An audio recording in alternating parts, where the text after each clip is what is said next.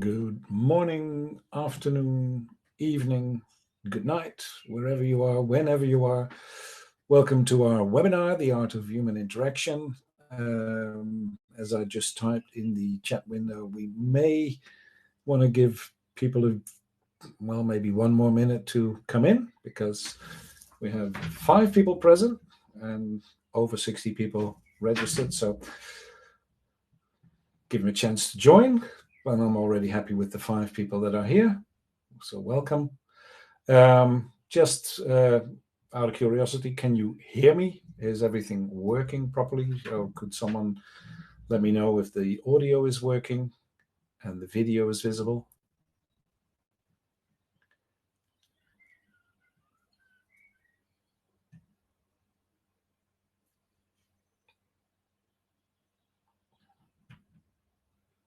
I see someone typing, so that's a good sign.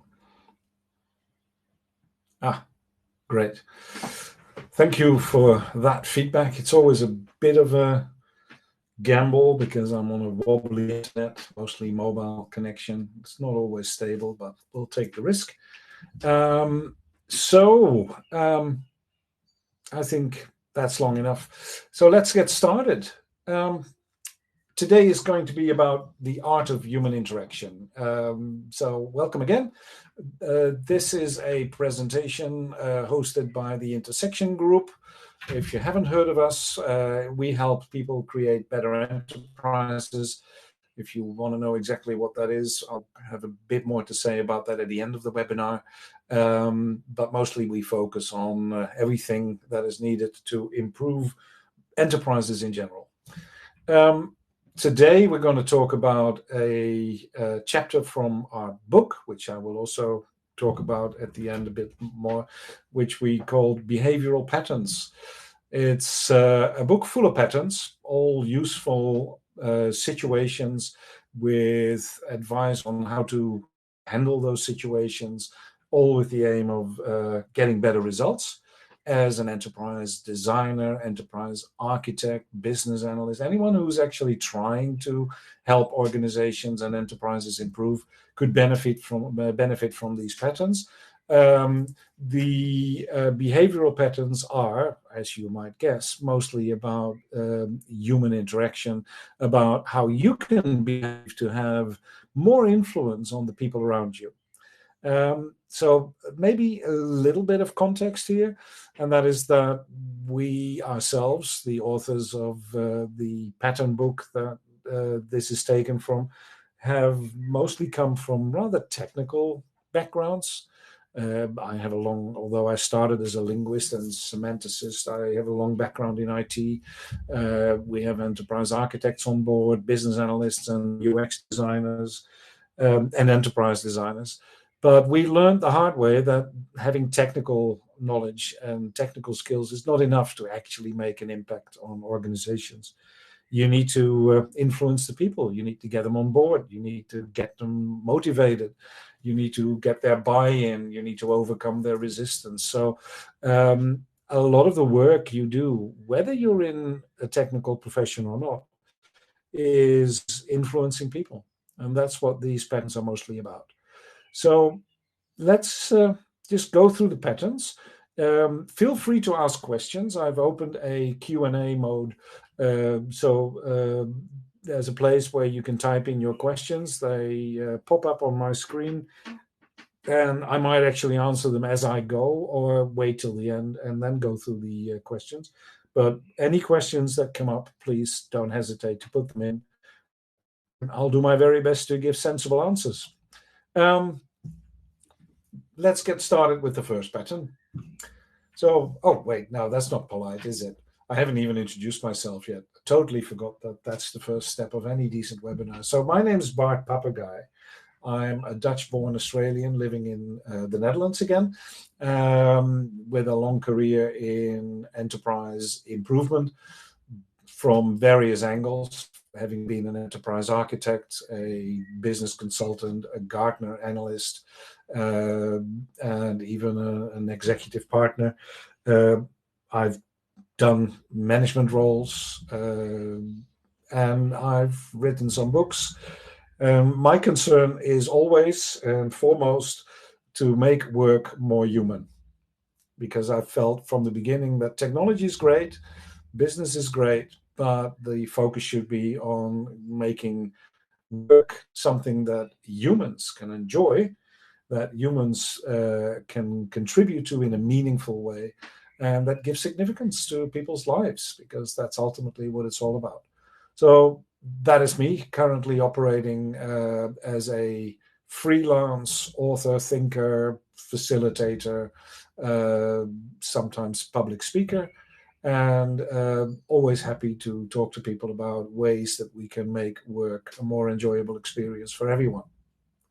All right, now the formalities are out of the way. I can actually get into the first pattern.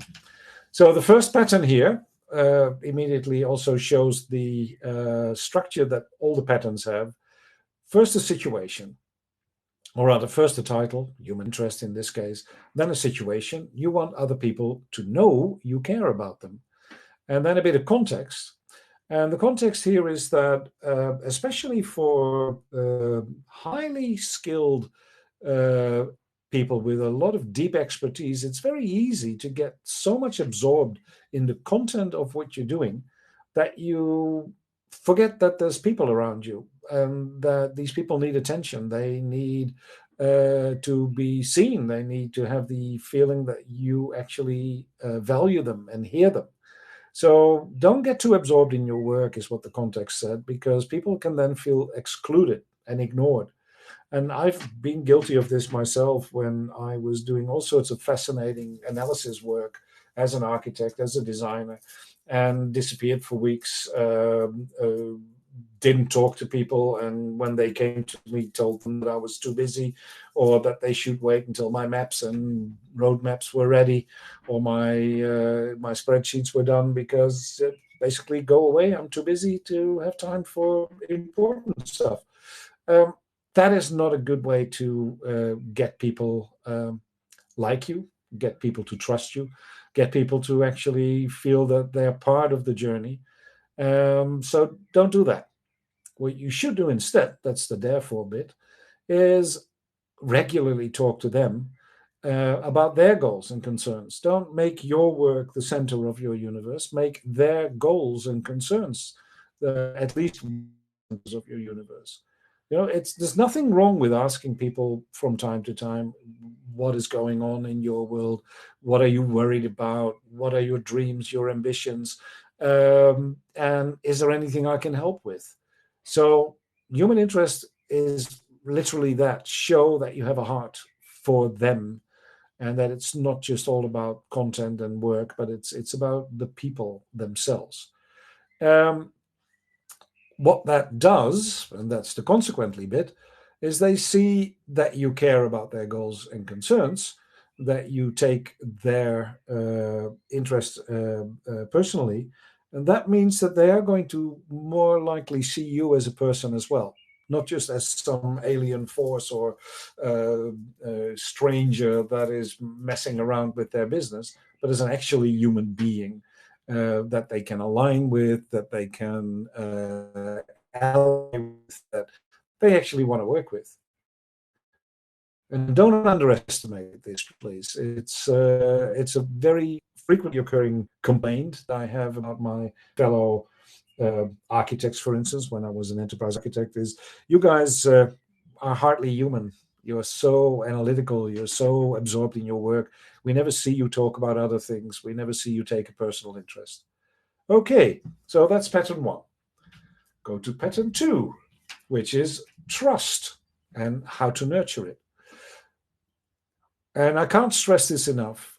You need other people to trust you as an advisor, partner, and co-worker. And when I say they need to trust you, um, you could put that in a sort of a structure of they need to, first of all, trust your intentions, right? They need to feel that your intentions are beneficial to them, that your intentions are genuine, and that you're there to help them. That's the intentional part of the trust.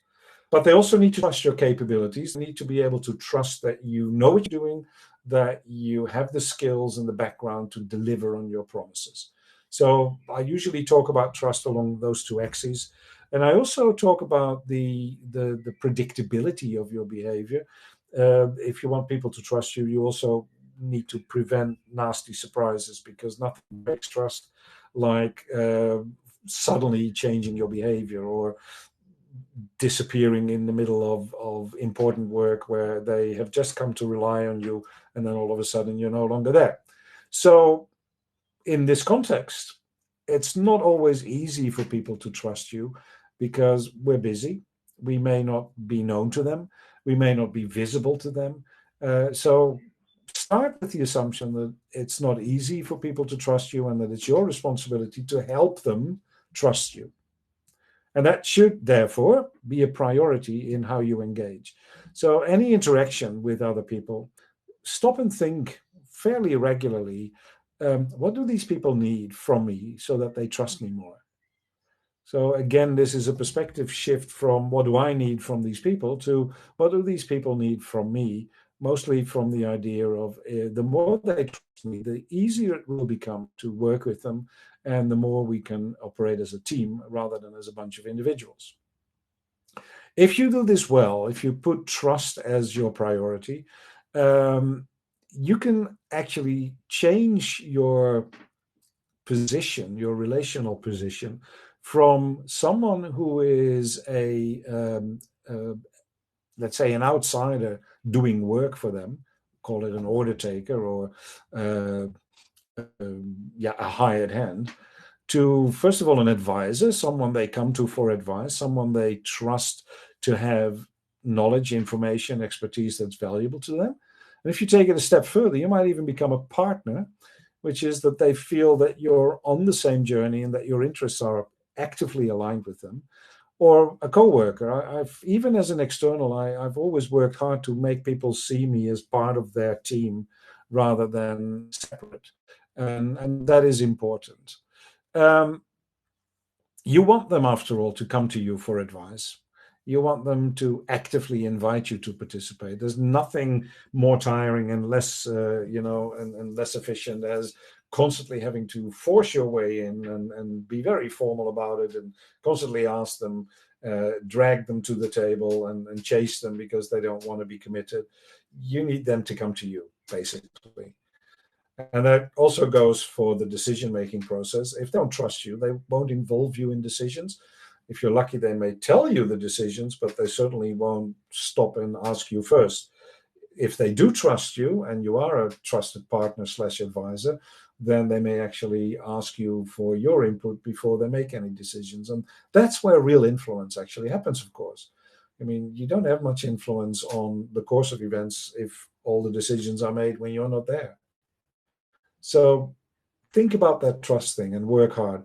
One final thing that is not in the pattern, but maybe we should add it in the next edition. There's often the question of, where does trust start? Surely people need to earn trust before you can trust them.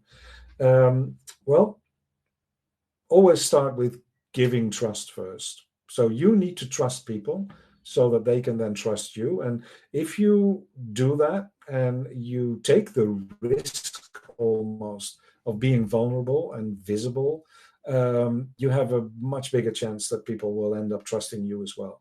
So give trust first and then reap the rewards in the form of them opening up to trusting you.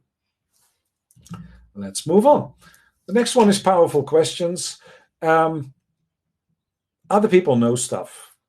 You may not have noticed, especially if you're well trained and really experienced, you tend to think that you pretty much know what's going on and you pretty much know what needs to be known. But in reality, you're always surrounded by more knowledge than that you actually have in your own head. Let's make that a rule of thumb. There's more wisdom outside you than inside you, no matter how wise you are. So that wisdom is something that you want to make use of. And that requires some action on your side, some considerate action. And think about the normal way we interact with people may be too direct and too much focused on a single question that we have and a single answer that we get back. Realize that the first answers you get are usually the superficial ones. And that always happens when you talk to people, is they will not give you the whole answer. They may not even have the whole answer ready in their minds when you engage with them. And that's not because they don't want to give you the whole answer or that they don't know the full answer, but our minds are not geared that way, right? When you get a question, you get the first answer that comes to mind. May not be the full answer. It may not be the right answer even. It takes some digging and some further exploring to get to the underlying layers, to the deep wisdom. So this is where questions come in. The most powerful tool you have in conversations is questions. There's a joke that I found quite funny. There's a whole book about mind reading that I once studied. All sorts of techniques to figure out what people are really thinking. And you can read body language, you can stare into their eyes, you can listen to the tone of their voice. And there's a lot of stuff that you can do to improve your ability to read minds. But the most powerful way to read minds is to ask people what they're thinking. So don't forget the power of questions, please. And learn to ask different kinds of questions. This list is just a few examples. Explorative questions. Yes, and so people give you an answer and you say, yeah, that's very interesting. I really like where you're going. Can we have another look at that? What is behind it? What's underneath it? You can ask circular questions where you circle back to the same question, adding new information, new points of view, and constantly repeat back the answer to make sure that you've understood it, and then add the question, is this the full story? Is there more? You can do a scaling question where you start small and build things up. So they give you an answer and say, yeah, that works in this context. If we make the context a bit bigger, would it still work? The one that I like is hypotheticals. Let's pretend that this works and this system goes live tomorrow. Are all our problems then over, or have we missed anything? The miracle question is another variation of that. What if tomorrow there is no shortage of money? What if tomorrow all opposition suddenly decides that they agree with us? What would happen then? What would the world look like? Or you could do the opposite, of course. You could make it negative too. Let's say that tomorrow we don't have money. Can we still do our work? If the power fails tomorrow, are we ready for that? There's no end to the questions you can ask. Ask questions. One technique you may have heard of is the 5 whys, which is also a very interesting one, where when someone gives you an answer, you ask why, and then they explain why, and then you ask why, and you become a little bit of a 4-year-old, constantly asking why, until the answer starts repeating itself. Then you probably hit some sort of a bottom layer.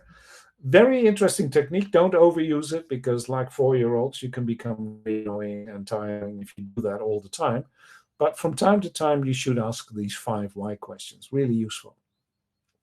Now, if you're good at asking questions, you don't actually have to explain much. You don't actually have to tell people much, because they will tell you all you need to know, but they will also tell themselves all they need to know in answering your questions.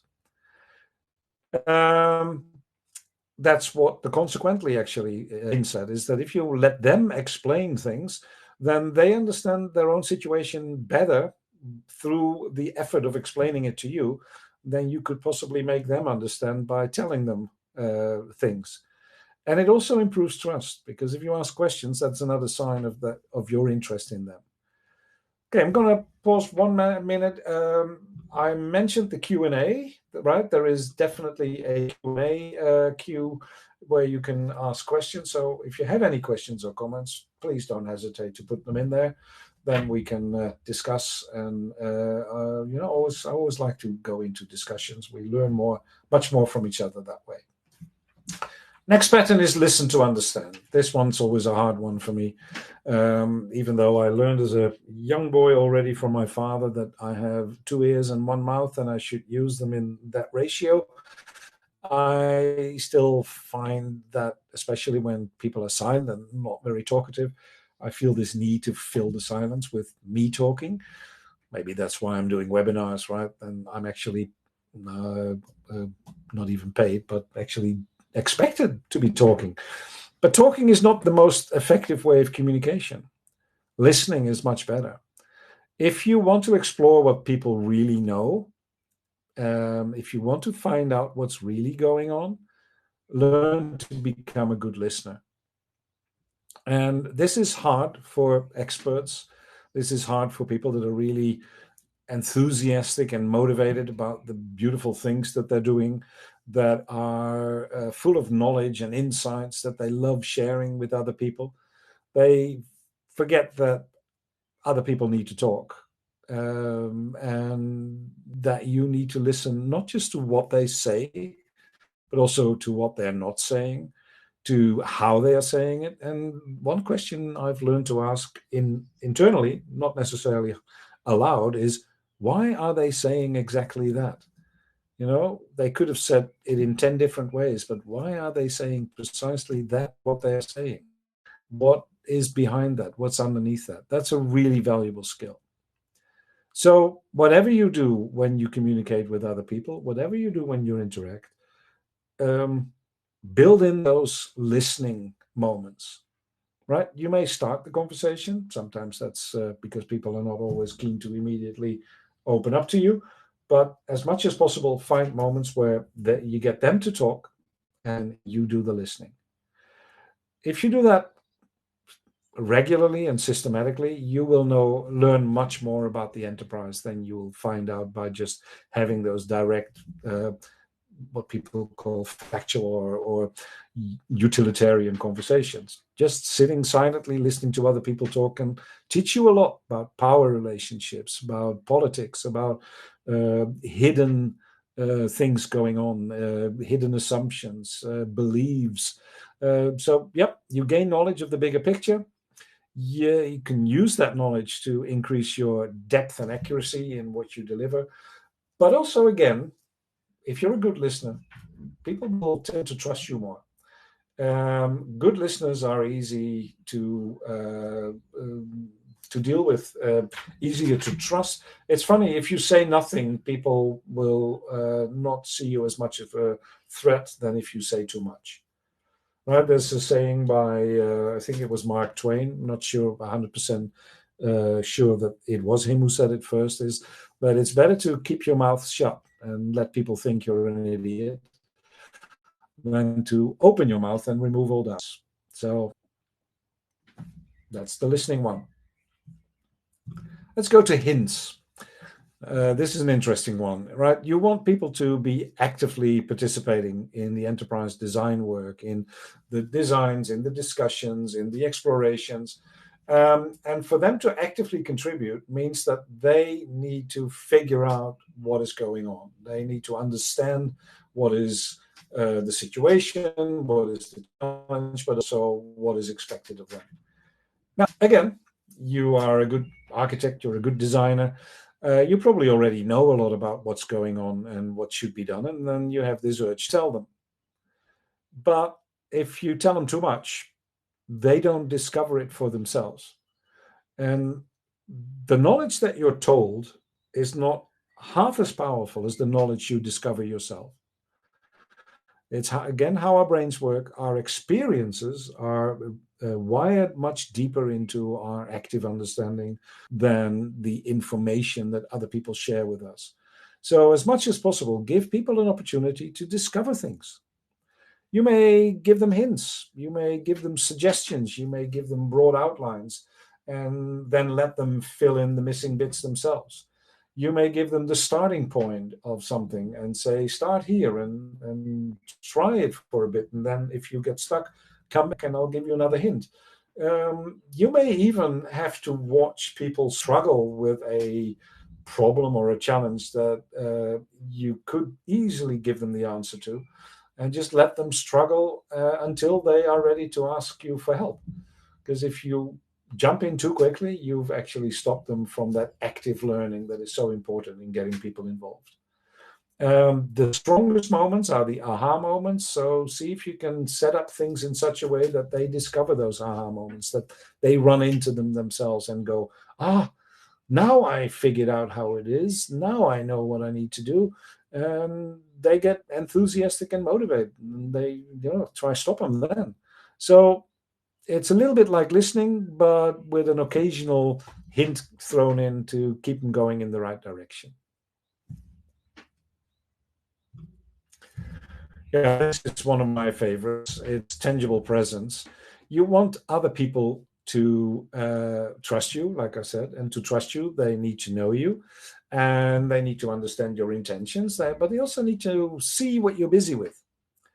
And if you're very busy doing your work, you may not be very visible to a lot of your stakeholders. You're in your office drawing diagrams, doing deep analysis, writing fascinating and insightful reports. God knows what you'll be doing. And my experience is that if you disappear from people's sight for more than a few weeks, they start not just forgetting you, because that would not be so bad, but they start doubting your intentions. There is something called negative attribution bias, which is people's tendency to negatively weigh things they don't quite understand. And if they don't see you much and then occasionally see you do something they have no context for, no reasonable explanation for, they will then give some negative explanation for that. So let's say that I started a project, and first few weeks everybody is constantly interacting with each other. We have lots of meetings where lots of data gathering and ideas and brainstorming and God knows what. And then I go away to put it all together into a beautiful report. People will start missing me. And then when I pop up and ask a question, they will wonder why I'm asking that question. What have I been up to all these weeks? And very soon that sort of not knowing what I've been doing turns into not trusting what I've been doing. And there's no rationale to that. It's not that people consciously do that, but it's again, it's a way we are wired. The less we see someone, the more we start distrusting both their absence and their reappearing when they do. So don't do that. Make sure that you regularly show up. Reserve time to keep in touch with people, both formally and informally. Have those coffees, take them out for lunch. Make sure that you show up in breaks, in after work social events. Just be visible. And don't do it the way an executive team once did, according to who's the author again of the Dilbert comics. I think it's Adams something. Doug Adams. No, Doug Adams is the Hitchhiker's Guide. It's another Adams. Anyway, he talks about an executive team that got the advice: be more visible to your employees because they don't even know who you are. So they made life-size cardboard cutouts of themselves and put that in the staff canteen. I don't think that would have worked. I mean, that's not what I mean with being visible, right? You have to be there so that people can bump into you, meet you in person, and have conversations with you. Yeah? And the more they interact with you, the more they will feel they know you well enough, and the more they will be inclined to trust you, both your intentions and your capabilities. Tangible presence is one of those obvious ones that is most easily and most often forgotten by almost all of us. I still am not very good at it, in the sense that I need my alone time. I need my thinking time. I need my writing time. And before you know it, I have not been in touch with the people that should see me from time to time. That's a discipline you need to develop.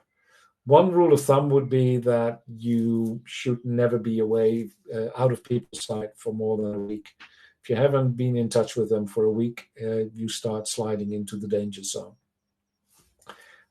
Which brings me to already the last pattern for today, because the book has many more, and that is walk your talk. You want other people to feel they can predict your actions, and that means they have to be able to trust your promises. Now, there's an art to this, and it's not as simple as never breaking your promise, because you may not be in full control of what you can actually deliver. You may not know all the obstacles, the twists and turns that lie ahead of you. So you think you can promise something, but in many cases, that promise has conditions to it. It's conditional to factors you don't even know yourself yet. So if you were really strict about this rule, you could never promise anything. And that doesn't work either, because if you never promise anything, then people have no reason to trust you either. So what do? First of all, you make sure that if you make any promises, you record that for yourself. Don't make promises and then forget about them. Make promises, write them down, give them a timeline as well, so that you know when you promised it and when you promised to deliver. And then keep track of your progress on that promise. Because you may discover halfway through that a promise you made is harder than you thought, is going to take longer than you thought, or you may not even be able to deliver at all. Then you should be the first one to let people know that that is the case before it becomes an issue, before you've actually broken their expectations already. You should be very keen to tell them that I made this promise, but there are some issues coming up, so I may not be able to keep it. That will keep you in the right intentions corner. They will, if you are the first one to report, I made a promise, but I'm afraid there are some unexpected obstacles, that doesn't break trust. It may disappoint them, but it will disappoint them in a transparent and trustworthy way. Don't spring surprises on them where you wait till the very last moment to report that you're not going to deliver. That's the worst thing you can do, or even wait beyond the very last moment. Because you also have to think that if you tell them early enough that something they were expecting is not going to happen, they have a chance to respond to that, to change their plans, to change course, to change their strategy. If you wait with telling them, then the longer you wait, the harder you make it for them. But also, when you go and tell them that you cannot make this particular promise come true, you can have an open discussion about what are the alternatives. I still want to deliver value, so let's sit down and find out what part of the promise I can still keep. What needs to be adjusted? What are the remediation strategies we can deploy to overcome this disappointment? That is walking your talk. That means being true to your word. It doesn't mean always keeping your promise. It means always taking the full responsibility for doing your best to keep your promise and doing your best to keep them informed about the progress and any setbacks or appointments on the way. If you do that, then you remain predictable, you remain trustworthy, and you remain reliable in the eyes of people. And that is so important. Break one important promise and they may never trust you again. So don't do that. That's the patterns for today. And I've made sure to get through this in time because I was hoping for many, many questions and many comments. I don't see many yet, so I don't know why not. But I have some slides left, which are the slides that I promised about the intersection group and what we do. So while you come up with all your fascinating comments and questions, I will do my let's call it the promotion talk about the intersection group, because we are a non-profit association. We have as our goal to help people create better enterprises, and we create stuff and we do things to make that happen. One of the things that we've created is Edgy, and that is a language. It's a framework. It's a philosophy. Maybe even a bit of a methodology, although I hesitate to call it that. And there's tools being developed around Edgy, all meant to help people from different disciplines to come together and create a holistic view of the enterprise, and from there design and influence and nudge enterprises into a better direction, better for people, better for outcomes, better for the planet, better for the world. So Edgy, definitely worth having a look at if you haven't already. And we encourage everyone to start using it. It's open source. Pick it up, you can massage it into the shape you want. But what we really would love is to then hear back from you. How did it work for you? How did you experience it? Did we miss anything? What are the strengths? What are the weaknesses that we should work on?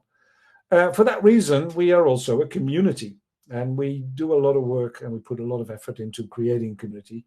We want people to get together and develop our shared knowledge base further. We want people to exchange experiences and talk to each other, ask questions and ask for support. And so we have events, and we have a forum, we have a platform for that. And so, yeah, please join in and become part of that community. Come to our events, either online, like this webinar. We have fireside chats from time to time. Sometimes we invite really interesting people rather than the boring ones, such as me. And we have discussions, sometimes even a little bit of controversy or a little bit of debate in there to make it interesting. And finally, we're also producing publications. We try to encourage learning and knowledge. So the first one that was published under the logo of the Intersection Group is the very enterprise design pattern book, for instance, that this is based on. And we give webinars on that content, and we get partners involved that have tools to include the content into their tools. So I see some questions coming in, so that's good. So let's have a look.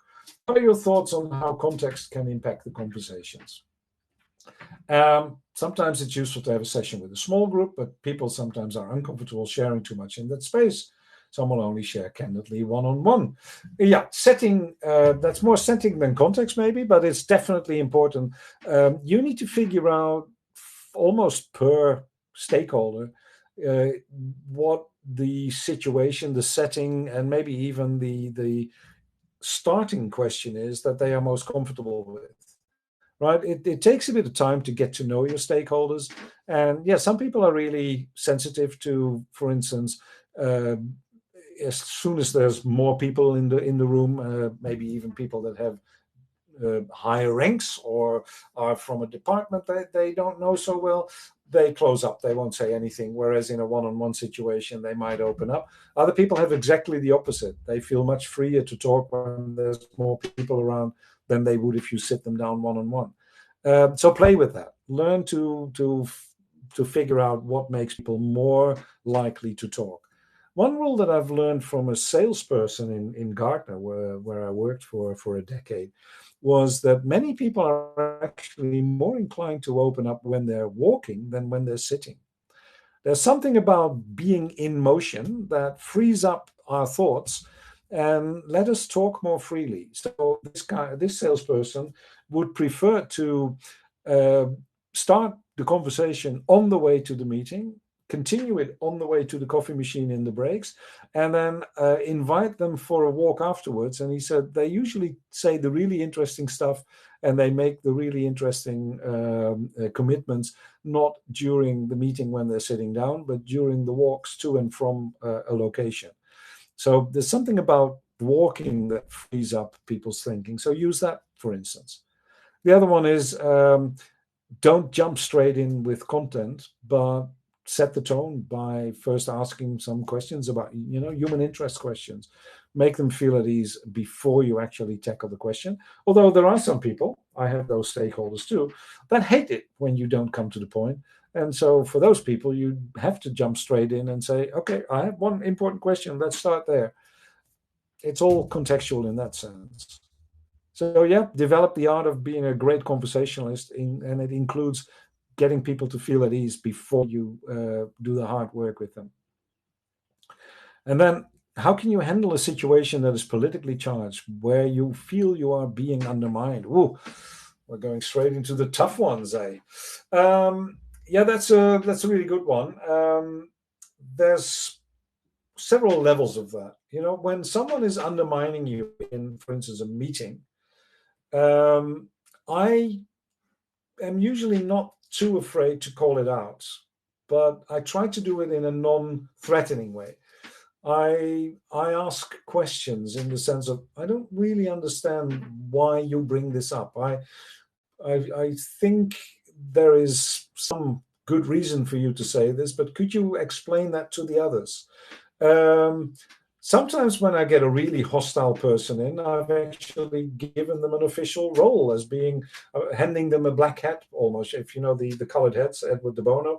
I applaud people that come with hard, critical questions. And when they start as hostile, I just say, oh, that's really good. That is a really strong point you're making there. So would you mind being the one that keeps us honest and keep asking those difficult questions? It's almost like I don't accept their opposition as opposition. I rope them in and say, as opposition, you're actually a valuable ally to me. There's also this point of, you shouldn't actually let yourself be caught unawares of political situations as much as you can, which is not always possible.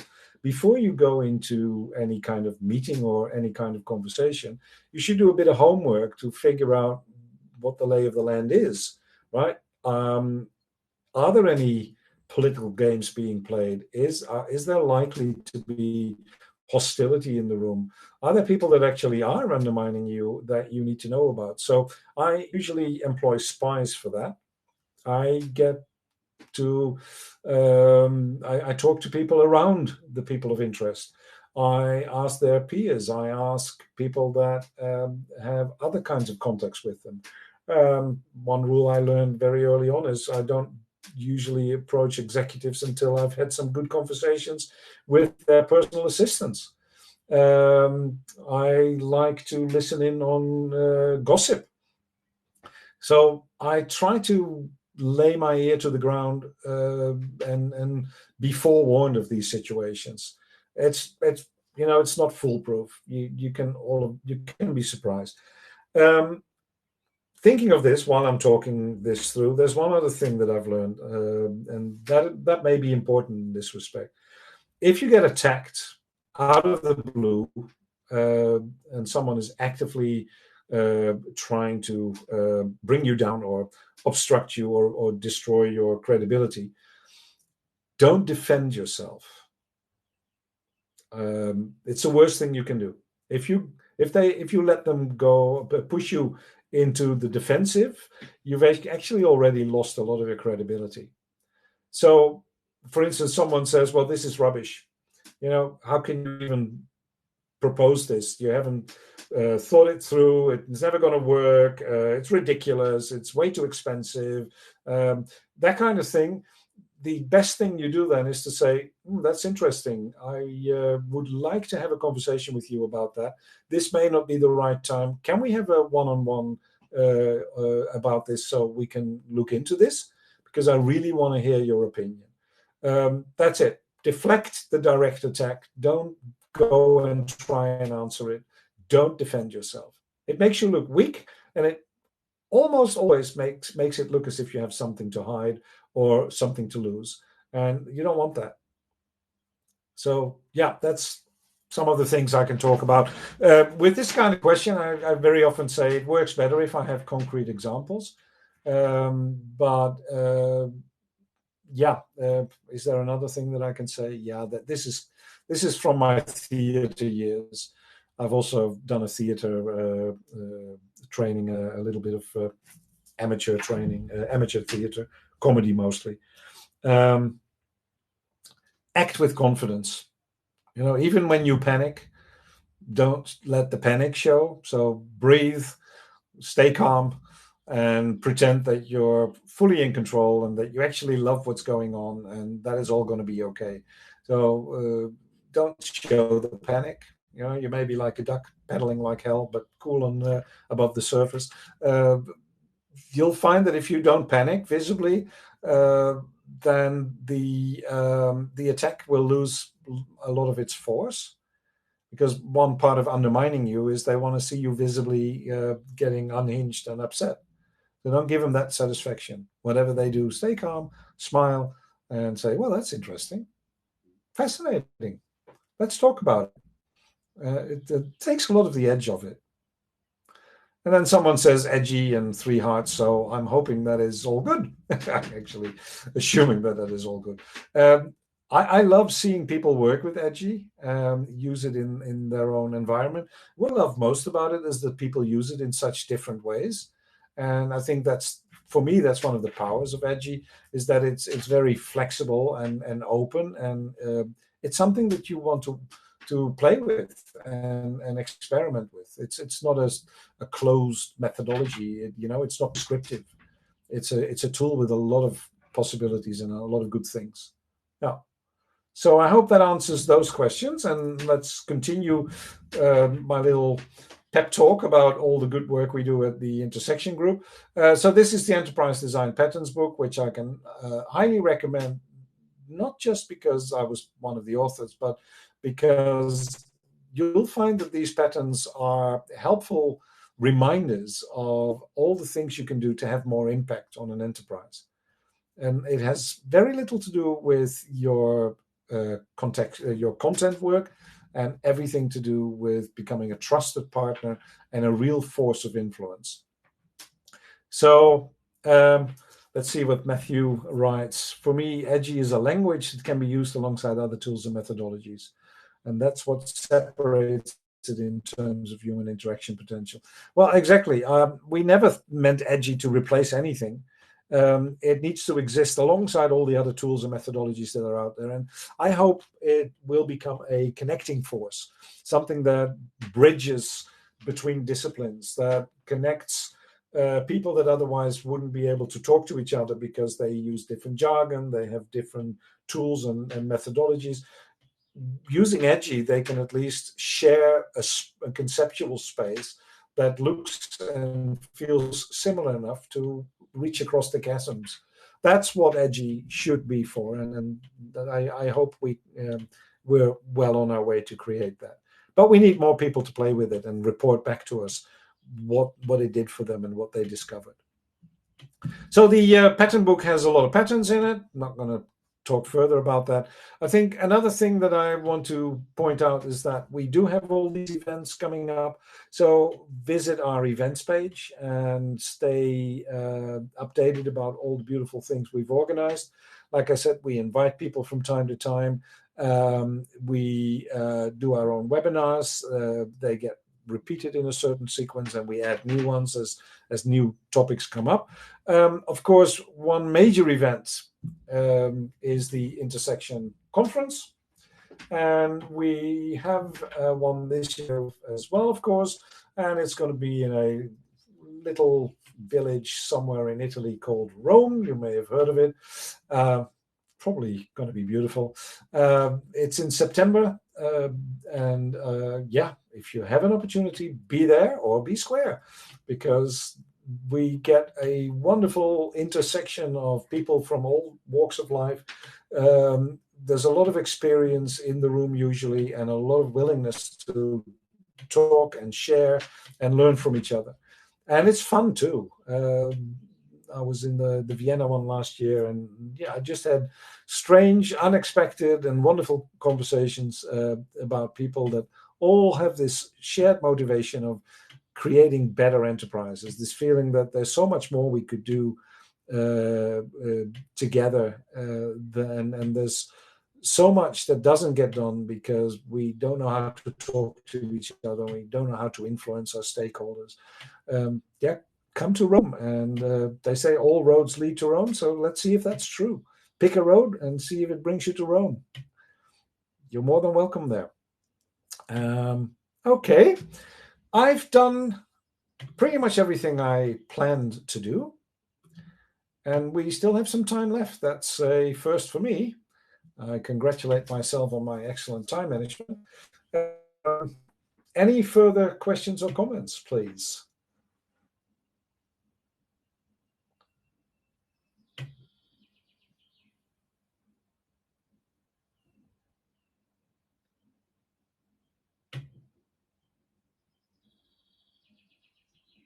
I'm listening. It's a bit annoying that we can't actually talk to each other, isn't it? I would actually love to be in the room with you, with all of you. Yeah, I actually remembered to press the record button this time, so it's actually being recorded. And yeah, sure, we'll share it online, and it will become part of the Intersection webinar library, where you can look up past webinars, and you will get the slides and the recording. Thank you, Ant. I hope you enjoyed it. And if no further comments come in, let's just give you a few minutes back of your time, and where you can ponder all that I talked about. And always feel free to reach out. I'm happy to answer personal questions, individual questions, anything that comes up. Let's not forget that we're all learning here. We're all on this journey. And so even though in a webinar setting like this, it feels a lot like I'm dumping my knowledge and experience on you, I'm pretty sure I can learn more from you than I have to teach you. So please reach out and let's stay in touch. Thank you very much, and have a good morning, afternoon, evening, or night, depending on where you are and what you will be doing. Goodbye.